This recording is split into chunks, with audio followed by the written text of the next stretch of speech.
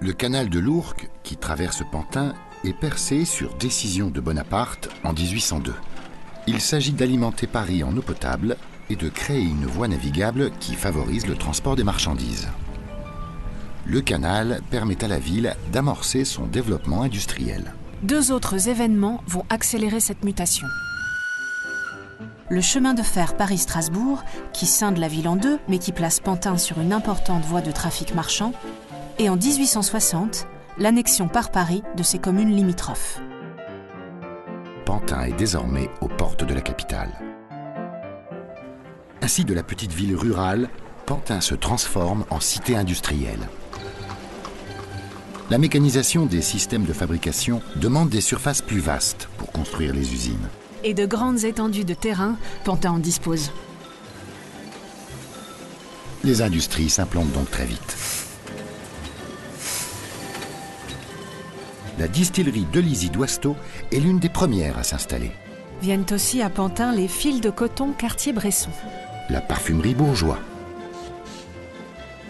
La blanchisserie Leduc, connue de nos jours sous le nom d'Hélice.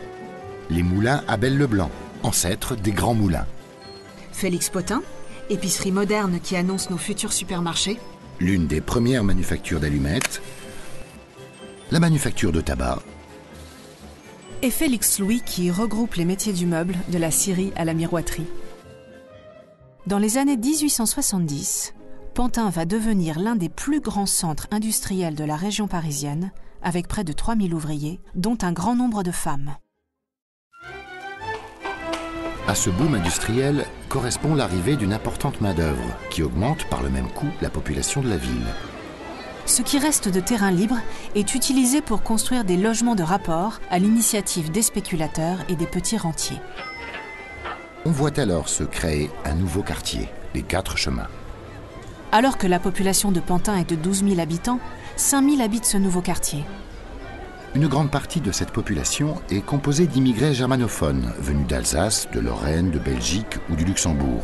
Ce qui lui vaut le surnom de Petite Prusse. Situé à cheval entre Pantin et Aubervilliers, le quartier est isolé du centre-ville par l'imposante voie ferrée Paris-Strasbourg. Les habitants réclament la création de la commune des 4 chemins.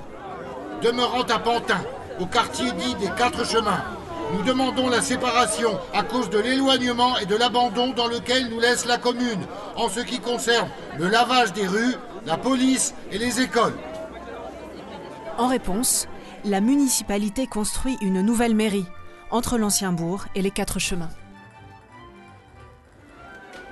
Pantin est devenue une ville très active, où se mêlent monde ouvrier, commerçants, petits métiers et grands industriels. Une nouvelle société est née, et avec elle, une nouvelle ville.